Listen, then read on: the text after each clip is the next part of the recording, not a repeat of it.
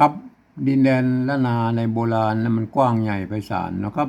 นับตั้งแต่สุโขทัยเนี่ยนะครับมาไปจนถึงปู้นะครับ12ปนาเมืองจีนหมดเลยแม่มีหลายเผ่าพันธุ์นะครับที่อาศัยอยู่ในแคว้นนี้นะครับอย่างเช่นไตยวนนะครับไตลั่วไตลื้อไตเขินไตยองนะครับเห็นไหมป่วนใจภาษาเขียนเดียวกันนะครับก็คืออักขระละนานั่นนะครับภาษาละนานั่นนะครับ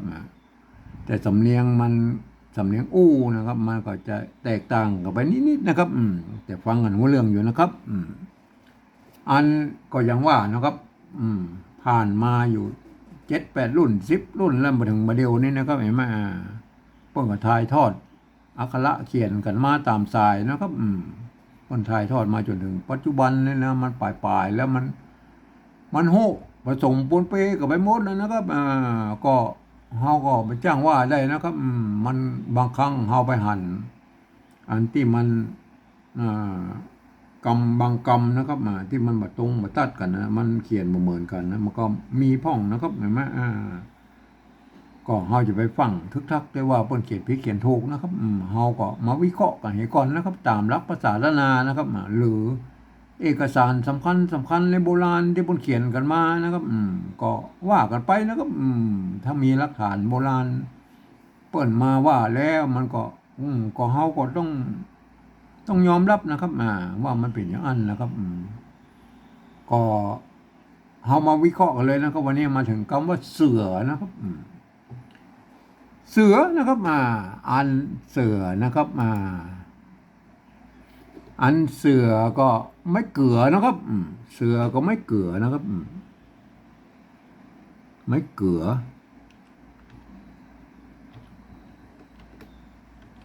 ไม่เกือนะครับอันนี้มันเปิ้นมีตัวสะกดนี่นะครับแต่โบราณเปิ้นมันมีตัวสะกดตัวนี้นะมันเป็นแค่ตัวนี้นะครับไม่เก๋อนะครับไม่เก๋อพวกก็เกี่ยงกับไว้นะครับเห็นไหม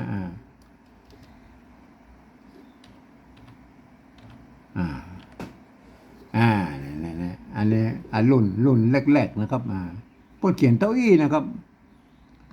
เปิ้นจะอ่านว่าเสือก็ได้นะหรืออ่านว่าเสื้อก็ได้นะครับเนี่ยเห็นไหมรุ่นที่เปิ้นมีไม่เยาะไม่สั้นเลยเห็นไหมเปิ้นเขียนมาเต้าอี้นะครับเปิ้นจะอ่านว่าเสือก็ได้นะครับหรืออ่านว่าเสื้อก็ได้นะถ้ามันออกเขียนอย่างอี้มันก็จะออกไปสำเนียงเจ้ายองหน่อยนะครับเสือนะไอ้เสือนะครับเสือไอ้เสือเสือไอ้เสือเสือหน่อยเสือใหญ่เนี่ยนะก็สำเนียงมันออกไปดังยองหน่อยไหม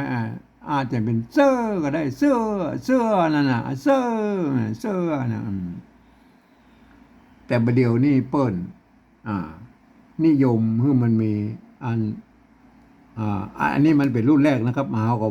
มาเดียวมันมาได้เขียนกันแล้วแต่มันพดมามันบางกรรมมันก็ปะก็อย่าไปว่าเปิ้นผิดถูกนะครับมานึกเสียว่า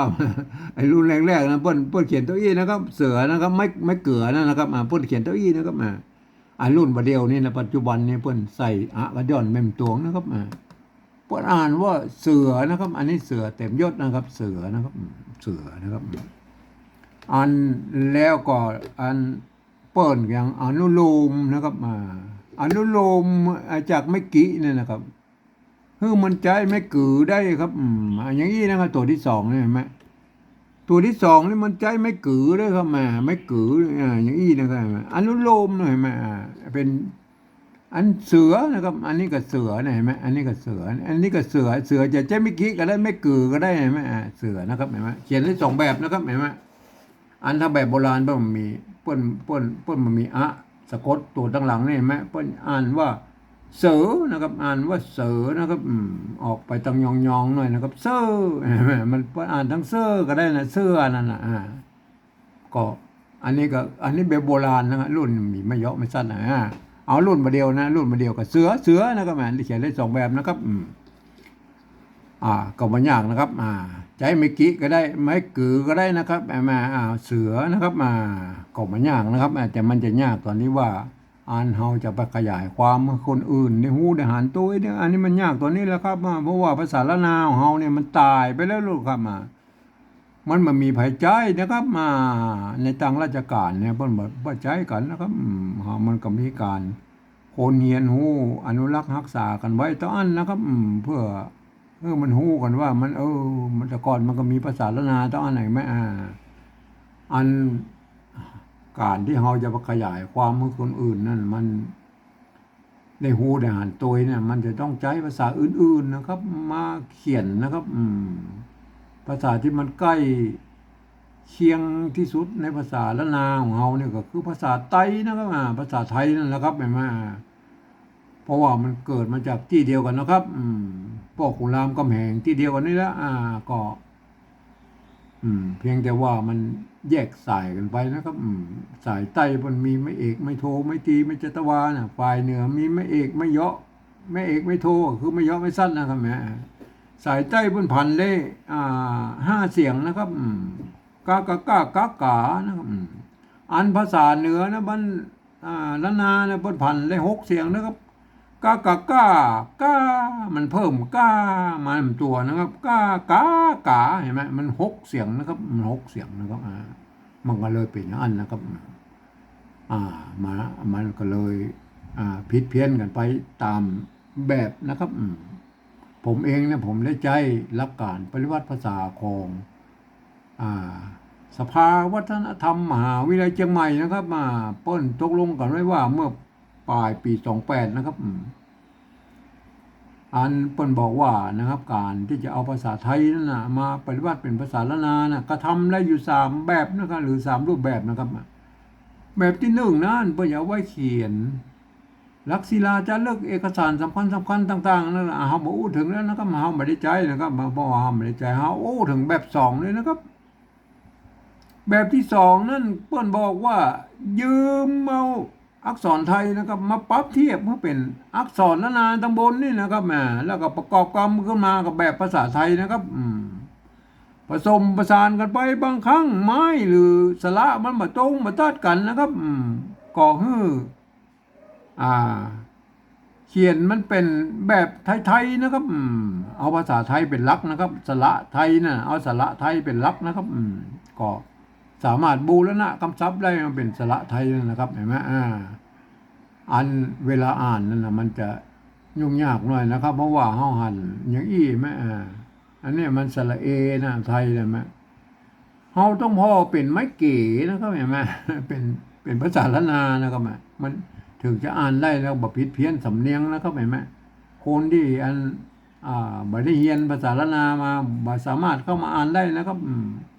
เพราะว่ามันจะผิดเพี้ยนสำเนียงนะครับอ่านแบบที่3แล้วก็อุ้มคำแล้วก็เอามาดูกันเลยนะครับไม้เก๋นะครับเอาสระเอมาใส่นะครับตัวสะนะครับสอเสือนะครับอันไม้กินะครับไม้กิมันไม่เกลือนะครับอันนี้มันไม่เกลือนะครับก็คือสระเอือไทยนะครับสระเอือไทยนะครับก็อันนี้เขาพอแล้วมันเป็นไม่กี่แล้วก็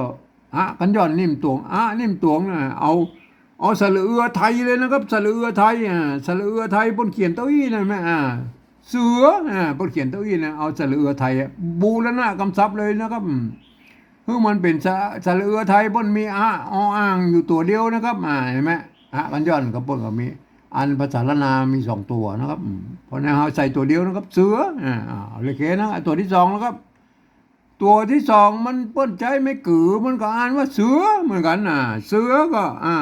เทียบตัวไม่เก๋ตัวสะมาอันแล้วก็สระเอือนะครับสระเอือมันก็สระเอือไทยนะครับสระเอือไทยนะครับเอาสระเอือไทยเสือ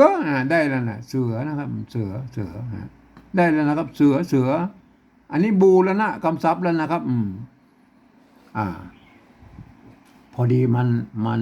อ่านได้เต้ากันนะครับ ไทยครับละนามันอ่านเสือเต้ากันก็โอเคมันเต้ากันก็เต้ากันนะครับบางกรรมมันก็เต้ากันนะครับอันนี้ก็เอามาอู้ถึงปฏิวัติแบบที่3แล้วครับเปิ้นบอกฟังเสียงภาษาละนาตำบลเปิ้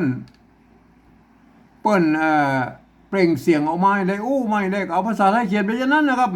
เขาได้ยินคำว่าเสือนะครับเอาเสือไทยใส่เลยนะครับเสือที่ภาษาไทยบนเขียนนะครับเนี่ยเสือภาษาไทยนะเบอร์เขียนนี่นะครับเสืออันนี้ก็เสือภาษาไทยมาสรุปแล้วมันจะแบบสองแบบสามมันก็เหมือนกันนะครับมันก็แล้วแต่นะครับมันเหมือนกับเหมือนไปนะครับ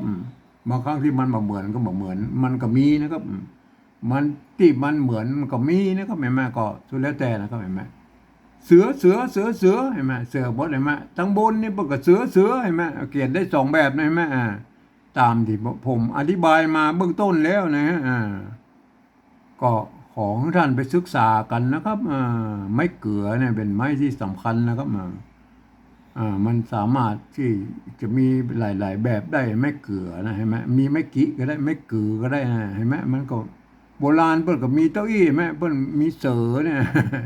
ก็อย่างเงี้ยมันมีหลายๆแบบนะเห็นไหมไปช่วยกันอนุรักษ์รักษากันไว้นะครับมันก็มีเก้าอี้นะครับภาษาละนาวของเรานะครับวันนี้ผมขอบรรยายเพียงแค่นี้นะครับ